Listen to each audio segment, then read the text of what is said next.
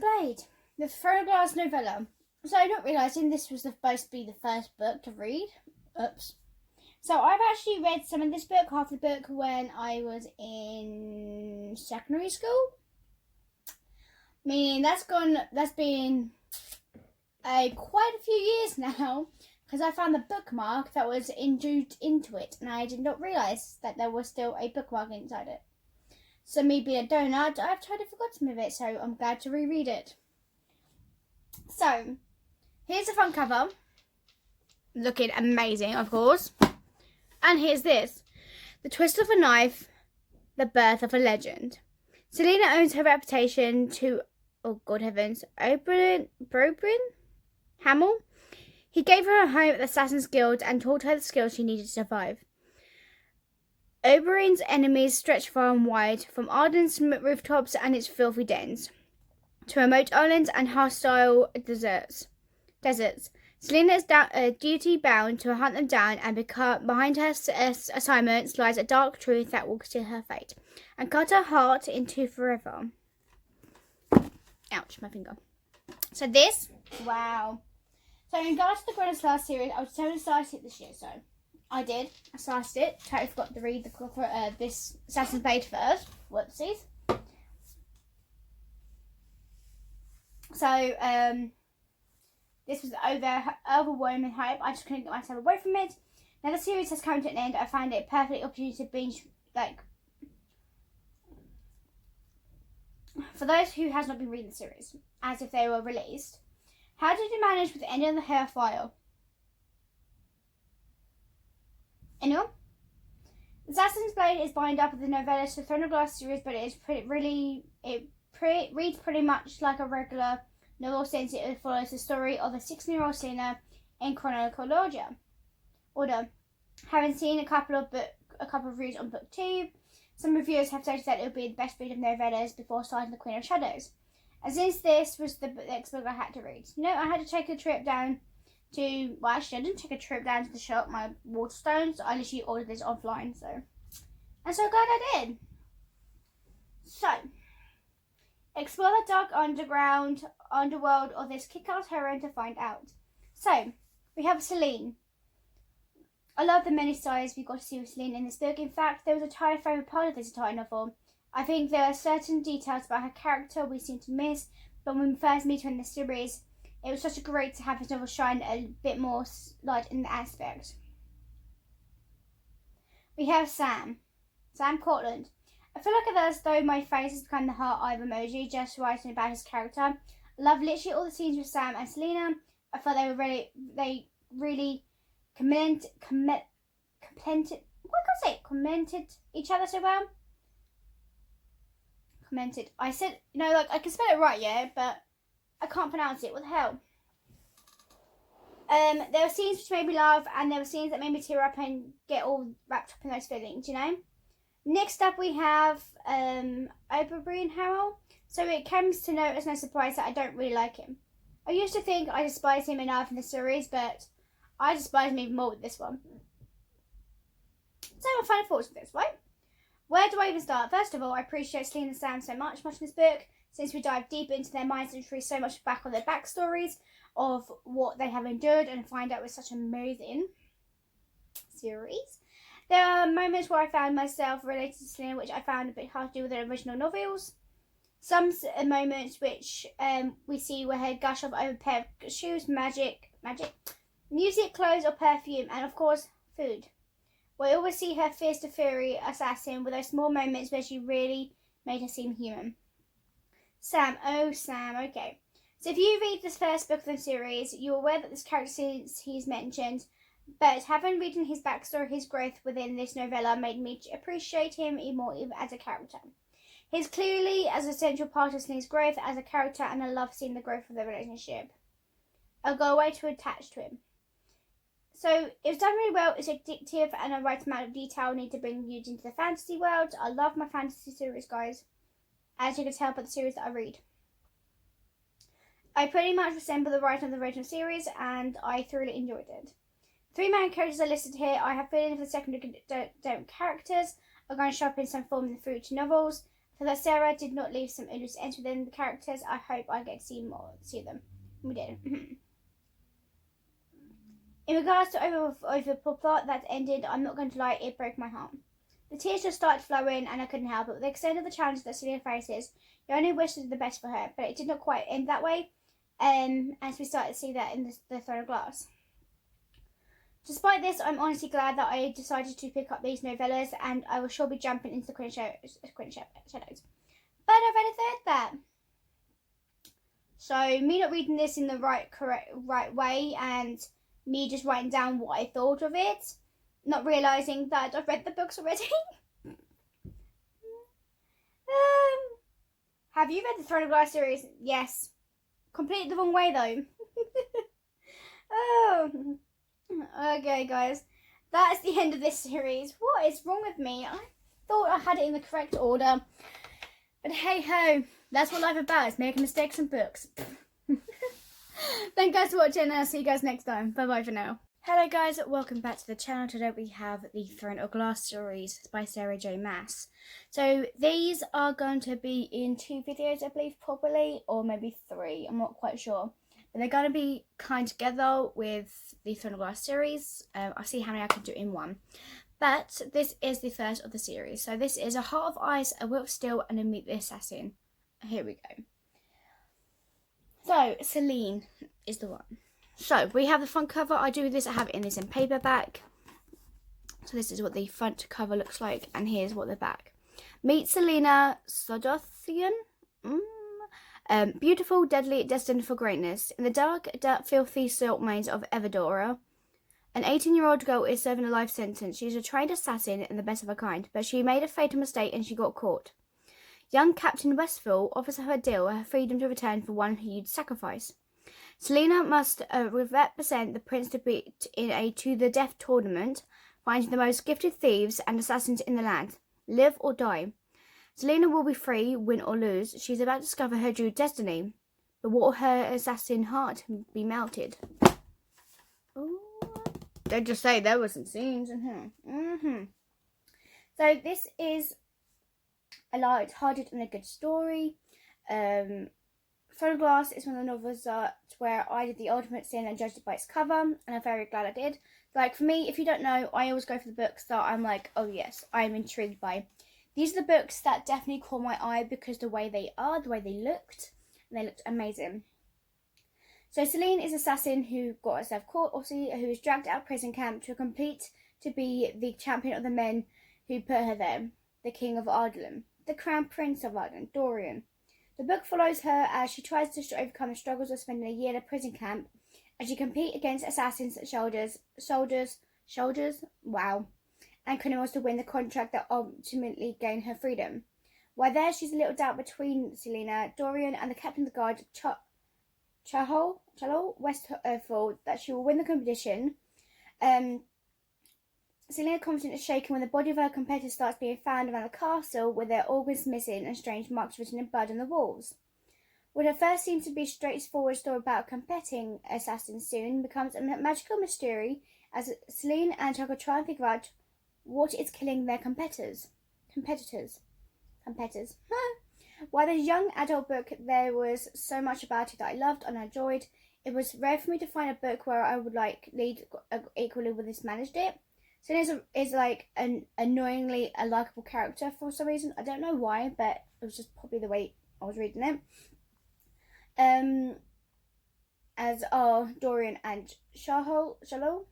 Selena's youthful love of life is a stark contrast to what she's trained to do, and her interactions with the flirtatious Dorian and scowling Chahol usually seemed quite natural.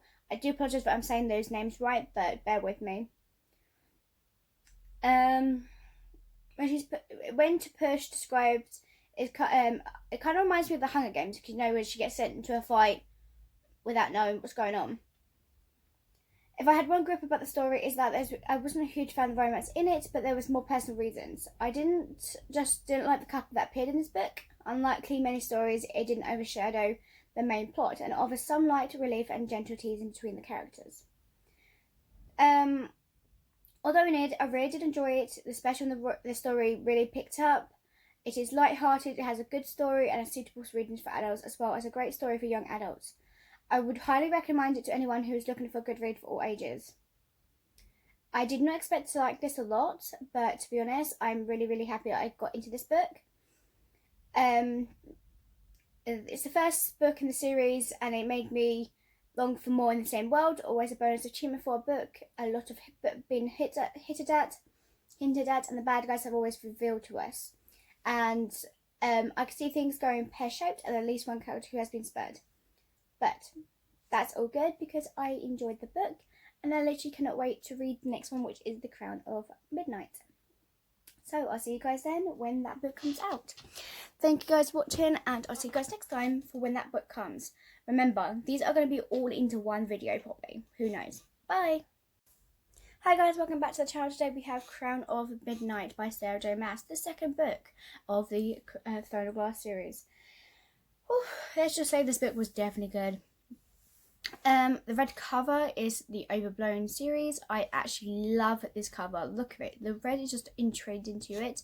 I do have these books in paperback, but that is fine with me. It says on the back, on the top before she was deadly, now she's unstoppable. So as you can tell by the first book, she won, because she's amazing. And here is the bag. Crowned by evil, bound by duty, divided by love. Selena, a royal assassin, is the king of Ireland's deadliest weapon. She must win her freedom through her enemy's blood, but she cannot bear to kill them for the crown. But every death Selena fakes, every lie she tells, she puts those she loves at risk. Torn between two protectors, a captain and a prince, a battling dark force far greater than the king, Selena must decide what she will fight for, her liberty, her heart, or the fate of her kingdom. That intrigues me. You don't know what's going to happen in the books or anything like that. But Crown of Midnight has been my favourite book in the series so far, even though I've only just started reading the book, second book, but it's a good book. Having survived the trials of the Throne of Glass book, Selena takes on the role as the king's assassin for a king that she despises. Her role causes some friction between her and her friends, as Chelo and Dorian struggle to understand why Selena would work for a man that killed her entire family. Secretly, Selena has her own agenda as she tasks with the killing one of the court's most popular male constants, a young man who trained with Selena as a child. While the characters in this book go about their daily lives, Selena begins to unearth dark secrets of the king and find herself drawn into a plot which forces her to confront her past and who she truly is. Something she has worked hard to run away from so many years. Which, there's a lot of things you just don't know about a person until you get to know that person. The opinions that I delivered through this book about various characters have really begun to change in this book from the last one. I found out that I started to like Dorian a lot more in this book where I rooted for Keslow, and I don't know how to say his name. In a lot of the storyline, he quickly fell from good grace as he struggled to cope with what Selena truly is, what Selena is. As Selena finds out that I really enjoy. As for Selena, I found that I really enjoyed seeing Selena go from a girl who worked from the whims of others to a young, powerful heroine. She finally sees a fraction of why she considers Arden's most famous assassin now that she's some freedom to maneuver. Despite the strong woman she becomes, I love that she continues to have a weakness for books, luxurious and beautiful dresses. So she still has that girly girl inside her, no matter what. It was so fun. Despite her weaknesses, she comes across a strong and confident lead, willing to sacrifice everything for the person she loves, but not letting her love define her in any way. Thoroughly, I enjoyed this book, and the pacing was good, and it rarely felt like we were being forced into a plot by any point. There were some plot twists that I guessed, while others I was pleasantly surprised with. Definitely. I was definitely surprised a lot of it, but I literally cannot wait to read these books. Definitely really fun. Whew. I found them all really enjoyable anyway. The greatest surprise for me was the big romance for Selena. One of her pet peeves is the romance in fantasy stories always feel so forced and characters end up being educated by them. In The Crown of Midnight, I found that why Dorian and whatever his name is, Chaoslow, let their feelings guide them. The way Selena is able to detach herself from this to do what she needs to do with a refreshing change. I would highly recommend this book to anyone who wants to enjoy a readable read. This was really fun to read. I full on enjoyed it. There's no way in hell I could, if I could turn back time and read the book again, I would. Which, well, I pretty much will do later in life when I reread all my books, which is going to be fun. I've never done reread books, but that's going to be interesting. But anyway, the next book will be Heir of Fire. So that'll be the third book in the mix of the Throne of Glass series. Don't forget, these good books are going to be mixed up, so hopefully I can remember to put the timestamps in. Thank you guys for watching, and I'll see you guys next time. Bye-bye. Hello guys, welcome back to the channel. Today we have the third book of the Throne of Glass series, and it's the Heir of Fire by Sarah J. Maas. The front cover, it has this beautiful design. I love how each book has this kind of background colour to it. This has it's blue and green, which I don't mind. And it says at the top of it, Queen or traitor, only she can decide. What does that mean, I wonder? Consumed by guilt and rage, Selena can't bring herself to spill blood for the king of Ardlan. She must fight back. The immortal queen will help her destroy the king for a price. But as Selena battles with her darkest memories, and her heart breaks for a love that could never last, could she fulfill her bargain and head the almighty court of Terrasen? And who will stand with her?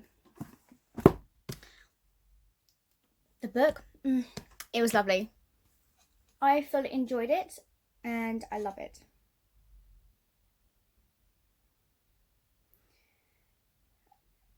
I love it, but there were some disappointment little bits in it, but we get that. So, it didn't quite have the same good pacing as consistent as the story as the previous two books. Heir of Fire sees Selena run away to her mother's homeland to seek out her aunt in the land of Wendling to find her safety and to help defy the king of Ardlan. When Selena doesn't find the help she needs from Wendling, she soon finds herself training in the mountains with her fellow Fae to earn the right to see her aunt Maven in the Fae capital of Doranella. Meanwhile, back in Ardlan, Dorian tries to figure out what his newfound magic is and how to control it, with the help of a healer who risks her life to help Dorian keep his secrets. As this happens, Chaoslo finds himself unable to come to terms with his half-Fae nature, which leads him to underground movement to overthrow the King of Ireland, led by Selena's cousin. I really enjoy the conclusion of the Fae and their exotic rituals and magic. They gradually build up fantasy elements in the previous books to the full-on magic. At the end of this book has felt like a more of a journey, where the reader discovers that the incredible magic is the world alongside Selena. I'm a huge fan of all of fantasy novels, so the magic and power of Fae had me smiling for the whole time. So, I love fantasy. Love it a lot. So, as you know, I recently read the Cruel Prince series and the Modern Tales. So, it's with Fae stuff in it, and I'm loving the Fae stuff. I'm actually loving it. I'm so enjoying it, and I was literally, this was smiling at me. Every time something Fae was related, I'm like, yes, please. Smile way through. But Selena goes from a strong and independent woman to a lost girl who spends her most of the time whining and sulking at everything.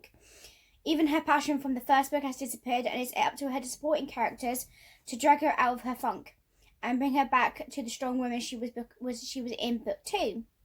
Well, I understand that I have understand that the characters go through hard times. I struggle to accept that this is the book as Selena's whining and abuse of those around her really started to get to me. When I first started reading the series, I thought that Dorian was a pig-headed and stubborn character, while reading Heir of Fire, he really blew all my expectations away and started to take more of a proactive role in him. In cause I've never thought I never thought he would take up. I found myself wanting more for Dorian's selections of the books instead of Selena's, as my interest is as her waned until the end, where her storyline picked up again, which is very random, but that's fine. I read Heir of Fire, expecting it to be the final book in the series, but much to the chagrin, I have to wait another. I don't have to wait. So yes, I knew there's another book, but I was waiting for the book to come, and the book has arrived. So, because when I heard about this book, when it first came out, I was like, oh, okay, I'm not much into the books anyway. And I didn't do any of the book hauls or stuff like that until I recently started getting into books. So I was waiting for the book, and the book has now arrived. So I'm literally hungry for the next book in the series. So I literally cannot wait to find out what this book is going to be showing us and what is going to be into it. So thank you guys for watching, and I'll see you guys next time for the next book. Thank you very much.